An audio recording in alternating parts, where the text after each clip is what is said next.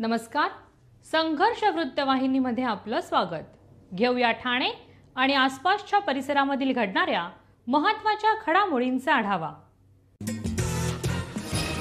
कोकण पदवीधर मतदारसंघाचे विधान परिषदेचे आमदार निरंजन डावकर यांच्या अध्यक्षतेखाली स्वामित्व योजनेवरती पत्रकार परिषद आयोजित करण्यात आली होती.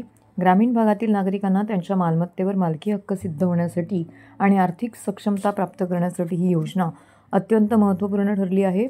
पंतप्रधान नरेंद्र मोदी यांच्या संकल्पनेतून सुरू झालेल्या योजनेच्या माध्यमातून ग्रामीण महाराष्ट्रातील 30,515 गावांमध्ये मालमत्ता पत्र तयार करण्याची प्रक्रिया सुरू आहे.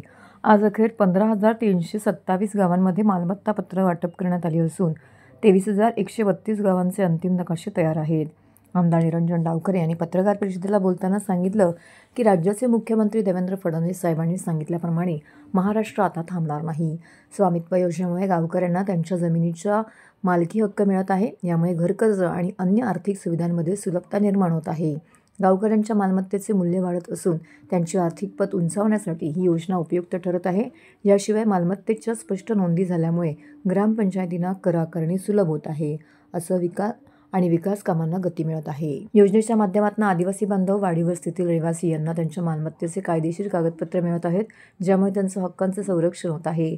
भूमाफियांना आळा बसला असून बेकायदेशीर ताब्यावरती नियंत्रण मिळाले आहे. जमीन मोजणीच्या आधुनिकीकरणाचं एक फार महत्त्वाचं पाऊल हे केंद्र शासनाच्या माध्यमाने होत आहे आणि त्याच्यामुळे स्वामित्व योजना ही जी माननीय मोदीजींच्या माध्यमाने 2021 एप्रिल 2021ला जाहीर झाली, त्याच्या माध्यमाने देशातल्या सर्व ग्रामीण भागातल्या जमिनींचं ड्रोन आणि त्याचबरोबर कायदेशीर कागदपत्रांच्या सहाय्याने मोजणी करण्यात आली. आपल्याला सगळ्यांना हा अनुभव आला असेल की मागच्या काळांमध्ये अधिकारी गैरहजर राहिले किंवा अधिकारी तारखांवर तारखा देतात आणि त्याच्यामुळे आपल्याकडची जी मोजणी व्हायची आहे ती मोजणी प्रलंबित होत होती.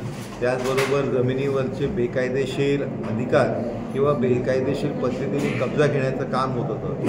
स्वामित्व योजनेच्या माध्यमाने जो खऱ्या अर्थाने गरीब शेतकरी आहे, जो महाराष्ट्र ग्रामीण भागामधला एक महत्त्वाचा घटक म्हणून सातत्याने राबत असतो, अशा व्यक्तीला न्याय मिळवून देण्याचं काम हे या स्वामित्व योजनेच्या माध्यमाने होणार आहे. आणि डिजिटल इंडियाच्या दृष्टिकोनाने अतिशय महत्त्वपूर्ण पाऊल हे माननीय मोदीजींच्या नेतृत्वात काम करणाऱ्या केंद्र शासनाने घेतलेलं आहे. राज्य शासनाच्या सहकार्याने या माध्यमाने आपण जवळपास ग्रामीण महाराष्ट्रातल्या बरेच ठिकाणी हे ई प्रॉपर्टी कार्डचं वाटप हे होणार आहे. ठाण्यामध्येही उद्या या ई प्रॉपर्टी कार्डचं वाटप होणार आहे, जेणेकरून शेतकऱ्यांना त्यांचं न्याय मिळवून देण्याचं काम होईल. त्याचबरोबर आदिवासी भागांमधले जे आदिवासी बंधू भगिनी आहेत त्यांनाही त्यांच्या जागेवरचा अधिकार मिळवून देण्याचं काम या स्वामित्व योजनेच्या माध्यमाने भेटणार आहे. ठाणे महानगरपालिकेचे मालमत्ता कर म्हणजेच प्रॉपर्टी टॅक्स भरण्याचे आवाहन. सन 2022-23 या आर्थिक वर्षाचे मालमत्ता कराचे म्हणजेच प्रॉपर्टी टॅक्सचे बिल ठाणेकर करदात्यांना महापालिकेमार्फत आर्थिक वर्षाच्या सुरुवातीस म्हणजेच माहे एप्रिल 2022 मध्ये देण्यात आलेले आहे. तथापि अद्यापही काही करदात्यांनी मालमत्ता कर महापालिकेकडे जमा केलेला नाही. सध्या आर्थिक वर्षाचा अंतिम टप्पा सुरू झाला आहे. मालमत्ता कर वसुलीसाठी महापालिकेतर्फे कडक कारवाई हाती घेण्यात आली आहे. या अंतर्गत जंगम मालमत्ता, टीव्ही, फ्रीज, वाहन व इतर जप्त करणे तसेच स्थावर मालमत्ता वॉरंट बजावून जप्त करण्यात येत असून मालमत्तेचा जाहीर विक्रीद्वारे लिलाव करून कराची रक्कम वसूल करण्यात येत आहे. मालमत्तेस पाणी पुरवठा करण्यात येणारे नळ संयोजन खंडित करण्यात येत आहेत. त्याचप्रमाणे थकीत मालमत्ता करावर 2% व्याज आकारले जात असल्याने भरावयाची रक्कम वाढत आहे. आपला मालमत्ता कर propertytax.thanecity.gov.in या लिंकद्वारे तसंच गुगल पे, फोन पे, पेटीएम याद्वारे ऑनलाईन पद्धतीने करण्याची सुविधा उपलब्ध करून दिली आहे.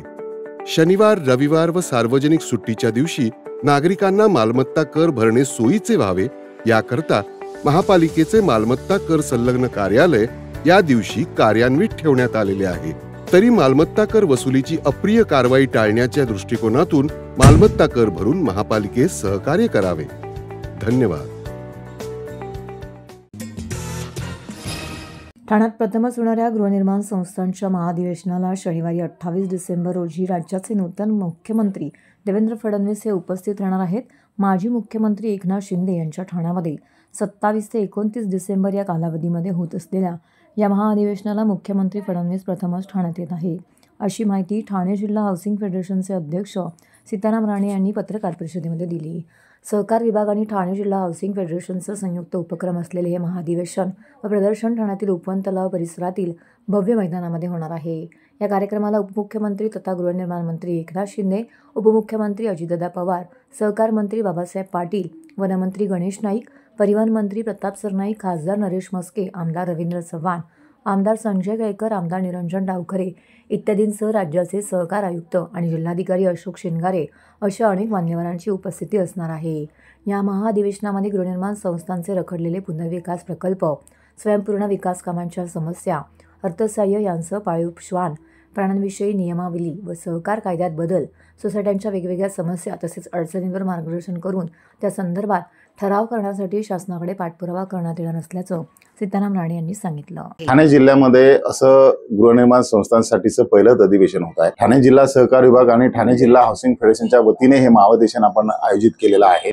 27, 28 आणि 29 डिसेंबरला हे 3 दिवस प्रदर्शन आहे आणि 28 तारीखला म्हणजे शनिवार दिनांक 28 डिसेंबर या दिवशी माननीय मुख्यमंत्री महोदय आणि सहकार मंत्री सर्व मंत्री या दिवशी या महाअधिवेशनाला उपस्थित राहणार आहे. या निमित्ताने गृहनिर्माण संस्थांचे वेगवेगळे विषय ठरावाच्या माध्यमातून, चर्चेच्या माध्यमातून मांडण्याचा आमचा विषय आहे आणि तो शासनाकडून सोडून घेण्याचा मानस आहे. आतापर्यंत 2.25 ते 2.5 संस्थांची नोंदणी झालेली आहे आणि या 3 दिवसामध्ये 25 ते 30 हजार गृहनिर्माण संस्थांचे प्रतिनिधी या प्रदर्शनाला आणि अधिवेशनाला भेट देतील असा आम्हाला विश्वास. प्रदर्शनाचं उद्घाटन उद्या माननीय संजयजी केळकर आणि निरंजन डावखरे, त्याचबरोबर ठाणे जिल्ह्याचे जिल्हाधिकारी माननीय शिंगारे साहेब यांच्या हस्ते सकाळी 10:30 वाजता उद्घाटन प्रदर्शनाचं होणार आहे. आम्ही आवाहन करू तुमच्या या सर्वांच्या माध्यमातून 3 दिवस चालणाऱ्या प्रदर्शनाला आणि 28 तारीखला होणाऱ्या अधिवेशनासाठी जास्तीत जास्त गृहनिर्माण संस्थांनी सहभाग घ्यावा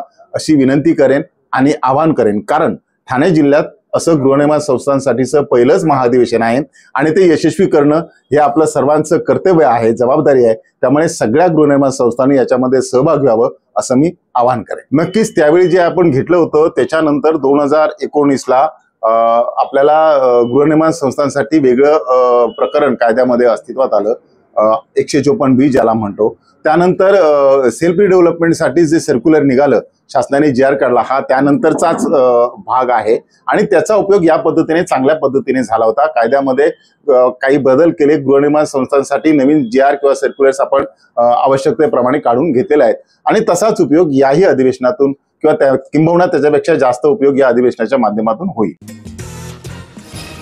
स्वर्गीय अटल बिहारी वाजपेयी यांच्या जन्मशताब्दी वर्षानिमित्त भगवती शाळेचं मैदान विष्णुनगर, नौपाडा, ठाणे येथे भाजप ठाणे शहर जिल्हा अध्यक्ष, ज्येष्ठ नगरसेवक प्रभाग क्रमांक 21, ठाणे महानगरपालिका, माजी स्थायी समिती सभापती संजय संतू वाघुले, महिला मोर्चा नौपाडा मंडळ अध्यक्ष ऋषाली संजय वाघुले यांच्या पुढाकाराने भारतरत्न माजी पंतप्रधान अटल बिहारी वाजपेयी यांच्या कार्याला कृतज्ञता म्हणून सलग 18 वर्षांपासून त्यांच्या वाढदिवशी 25 डिसेंबर रोजी रक्तदान शिबिर भरवलं जातं. यंदाही विश्वास सामाजिक संस्थेने तीच परंपरा कायम ठेवली आहे. भाजप ठाणे शहर जिल्हा व विश्वास सामाजिक संस्थेच्या माध्यमातून यंदा रक्तदान शिबिराबरोबरच भव्य अटल सौंध्या या संगीत मैफिलीतून आदरणीय अटल बिहारीजी वाजपेयींना आदरांजली वाहण्यात आली. आपल्या ठाण्याचं सांस्कृतिक शहर म्हणून महाराष्ट्रात नावलौकिक आहे. या शहरातील हजारो नागरिकांच्या सांस्कृतिक शहरातील नागरिकांची मने जाणून विश्वास सामाजिक संस्थेकडून सातत्याने वर्षभर विविध सांस्कृतिक, सामाजिक, धार्मिक, क्रीडा व आरोग्यविषयक कार्यक्रम आयोजित केले जातात. या उत्कृष्ट कार्यक्रमाच्या आयोजनाबद्दल नागरिकांनी संजय वाघुले आणि ऋषाली वाघुले यांचे आभार देखील मानलेत.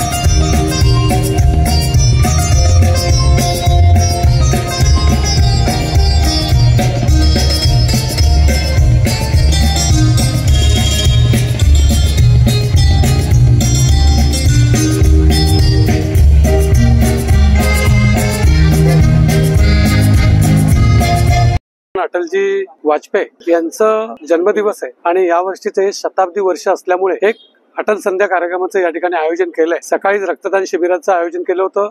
आज या ठिकाणी अटल संध्या कार्यक्रमाला या ठिकाणी मोठ्या संख्येने नागरिक उपस्थित आहेत. एक अटलजींच्या आठवणी आणि संध्याचा कार्यक्रम असं या कार्यक्रमाचं नियोजन केलंय. आत्ताच या ठिकाणी आमदार संजय केळकर, निरंजन डावखरे यांनी दीप प्रज्वलन करून या कार्यक्रमाचं उद्घाटन केलंय आणि मोठ्या संख्येने नागरिक या ठिकाणी या कार्यक्रमाला उपस्थित आहेत. लक्षवेध या संस्थेच्या माध्यमातून आगामी 3 आणि 4 जानेवारी 2025 रोजी ठाणे शहरातील टिपटॉप सभागृहामध्ये बिझनेस जत्रा या महत्वाकांक्षी व्यावसायिक उपक्रमाचं आयोजन करण्यात आलं आहे. बिझनेस जत्रेचे चौथं पुष्प आहे. राजकीय, सामाजिक, उद्योग आणि शासकीय क्षेत्रातील असंख्य मान्यवर बिझनेस जत्रेला भेट देणार आहेत आणि लघु आणि मध्यम उद्योजकांना मार्गदर्शन करणार आहेत. मुख्यमंत्री देवेंद्र फडणवीस, उपमुख्यमंत्री एकनाथ शिंदे आणि उपमुख्यमंत्री अजितदादा पवार हे बिझनेस जत्रेला उपस्थित राहणार आहेत. लक्षवेध बिझनेस जत्रा हा एक असा अद्वितीय उपक्रम आहे ज्याद्वारे सर्व पातळीच्या उद्योजकांना, प्रोफेशनल व्यक्तींना, तंत्रज्ञांना, ग्राहकांना, पुरवठादारांना, बँकांना आणि आंतरराष्ट्रीय व्यावसायिकांना, संघटनांना एका छताखाली एक आगळेवेगळं व्यासपीठ प्राप्त होईल. ही सगळी मंडळी एकमेकांना समोरासमोर भेटून एकमेकांचे उत्पादन, सेवांचा प्रत्यक्ष अनुभव घेतील, जेणेकरून उद्योजकांना व्यवसाय विकासाच्या असंख्य संधी निर्माण होतील. परिणामी स्वरूपी सगळ्यांची उन्नती होईल, अर्थव्यवस्थेला चालना मिळेल. ज्याप्रमाणे गावागावांमध्ये जत्रेमुळे आनंददायी वातावरण, जनसंपर्क वाढून व्यावसायिकांमध्ये आर्थिक उलाढाल होण्यास मदत होते, त्याचप्रमाणे लक्षवेध बिझनेस जत्रामध्ये सगळी मंडळी एका सकारात्मक वातावरणामध्ये एकत्र येऊन एकमेकांशी संवाद साधतील, नवीन संधी निर्माण करतील आणि व्यवसाय विकास साधतील. सो यावर्षी 2025 मध्ये जानेवारी महिन्यामध्ये 3 आणि 4 जानेवारी रोजी बिझनेस जत्रा 2025 हा नेहमीप्रमाणे दरवर्षी होणारा कार्यक्रम आयोजित करण्यात आलेला आहे. ठाण्याच्या टिपटॉप प्लाझामध्ये हा एक राज्यस्तरीय उद्योजकांसाठी आयोजित करण्यात आलेला मेळावा आहे, जो एक उद्योजकतेचा उत्सव आहे, जो एक लघु उद्योजकांचा एक सोहळा आहे. या कार्यक्रमाचं स्वरूप म्हणजे कॉन्फरन्सेस, बिझनेस एक्झिबिशन आणि त्याद्वारे उद्योजकांसाठी अपॉर्च्युनिटीज निर्माण करणं. या कार्यक्रमामध्ये 125 पेक्षा जास्त वेगवेगळे व्यवसाय आपले उत्पादन आणि सेवा घेऊन प्रदर्शन करणार आहेत. त्याचबरोबर या कार्यक्रमाला 25 पेक्षा जास्त वेगवेगळ्या विषयावर मार्गदर्शन करण्यासाठी मार्गदर्शक स्पीकर्स येणार आहेत, जे वेगवेगळ्या क्षेत्रातले तज्ज्ञ आहेत, प्रतियश उद्योजक आहेत, कॉर्पोरेट क्षेत्रात उच्च पदावर कार्यरत असणारे अशी मंडळी आहेत. त्याचबरोबर 10 पेक्षा जास्त वेगवेगळ्या विषयांवर वेगवेगळी सत्र होणार आहेत, ज्यामध्ये काही व्याख्यानं आहेत, ज्यामध्ये काही परिसंवाद आहेत आणि ज्यामध्ये काही मार्गदर्शनपर इंटरव्ह्यूज सुद्धा आहेत. आणि दरवर्षी या कार्यक्रमाला खूप मोठ्या प्रमाणावर प्रतिसाद लाभतो उद्योजकांद्वारे. सो यावर्षी सुद्धा 10,000 पेक्षा जास्त उद्योजक किंवा उद्योग करू इच्छिणारे असे व्यक्ती या कार्यक्रमाला भेट देणार आहेत. आणि याद्वारे प्रत्येक व्यक्तीसाठी, मग तो व्हिजिटर असेल, एक्झिबिटर असेल, प्रत्येक व्यक्तीसाठी त्याच्या व्यावसायिक जीवनामध्ये त्याला प्रगती करण्यासाठी आवश्यक अशा गोष्टी त्याला मिळणार आहेत. मग त्याला प्रगती करण्यासाठी संधी उपलब्ध आहेत, त्याला प्रगती करण्यासाठी नेटवर्क आणि कनेक्शन्स उपलब्ध आहेत, त्याला प्रगती करण्यासाठी ज्ञान उपलब्ध आहे आणि त्याला प्रगती करण्यासाठी एक सकारात्मकता आणि मोटिवेशन सुद्धा उपलब्ध आहे.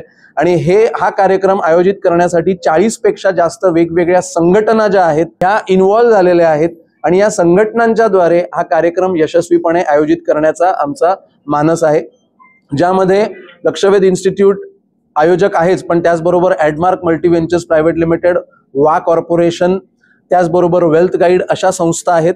आमच्याबरोबर वेगवेगळे बिझनेस क्लब सुद्धा आपल्या या कार्यक्रमाला सहकार्य करतात, ज्यामध्ये सॅटर्डे क्लब, मी उद्योजक, महाराष्ट्र बिझनेस क्लब, मराठा उद्योजक लॉबी अशी मंडळी आहेत. आणि या वेळेला 2025च्या या बिझनेस जत्रेमध्ये आमच्याबरोबर खंबीरपणे उभे आहेत संतोष पाटील सर, जे या कार्यक्रमाचे स्वागताध्यक्ष आहेत. या कार्यक्रमाचा उद्घाटन सोहळा जो आहे ते आपल्याला थोडक्यामध्ये. अंबर कॅन्सर केअर ट्रस्ट आणि भाजपाच्या माजी नगरसेविका स्नेहा रमेश आमरे यांच्या वतीने सोल्जर रनचे आयोजन येत्या शनिवारी 28 डिसेंबर रोजी करण्यात आल्याची माहिती ट्रस्टचे अध्यक्ष सागर रमेश आमरे यांनी पत्रकार परिषदेत दिली आहे. चला धावूया देशासाठी, सैनिकांच्या सन्मानासाठी असं घोषवाक्य घेऊन सोल्जर रन या स्पर्धेचं आयोजन करण्यात आलं असून स्पर्धेसाठी मुख्यमंत्री देवेंद्र फडणवीस, उपमुख्यमंत्री एकनाथ शिंदे, अजित पवार यांच्यासह भाजपाचे प्रदेशाध्यक्ष चंद्रशेखर बावनकुळे, वनमंत्री गणेश नाईक, परिवहन मंत्री प्रताप सरनाईक, आमदार संजय केळकर, प्रवीण चव्हाण, पोलीस आयुक्त आशुतोष डोंबरे, ठाणे महानगरपालिकेचे आयुक्त सौरभ राव इत्यादी अनेक मान्यवर उपस्थित राहणार आहेत. सायकल आणि धावणे अशा पद्धतीने या सोल्जर रनचे आयोजन करण्यात आलं आहे.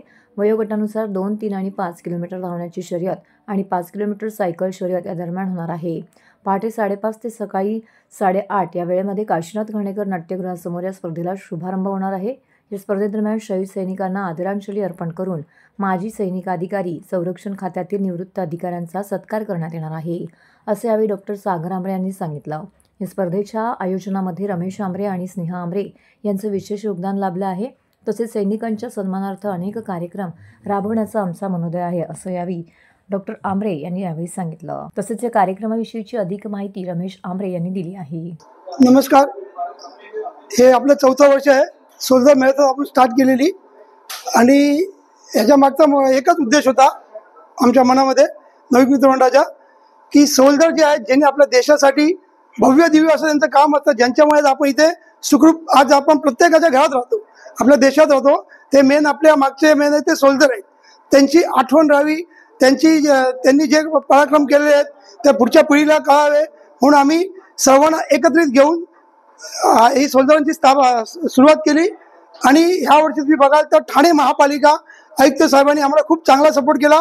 त्यांनी एक परिपत्रक काढलं आणि प्रत्येक जिल्ह्यामध्ये दिलं पूर्ण, त्या जेणेकरून आम्हाला ऑफलाईन आणि ऑनलाईन 4,900 लोकांची यादी आमच्या रजिस्ट्रेशन आता आलेले आणि अजूनही ते रजिस्ट्रेशन चालू आहे. तर मी सर्वांना आवाहन करतो की ज्यांना याच्यात पार्टिसिपेट घ्यायचं, ज्यांना भाग घ्यायचा असेल त्यांनी सोल्जर मॅरेथॉनमध्ये भाग घ्यावा आणि ही मॅरेथॉन सक्सेस करावी, जेणेकरून लोकांना एक संदेश जाईल की सोल्जरांच्या मागे आम्ही उभे आहोत. सोल्जरने अशीच कामं करावी आणि आपल्या देशासाठी भव्य दिव्य असं काम त्यांनी मोठं करावं. तर हे होतं संघर्ष वृत्तवाहिनीचं आजचं बातमीपत्र. उद्या पुन्हा भेटू याच वेळी याच ठिकाणी ताज्या घडामोडींसह. तोपर्यंत नमस्कार.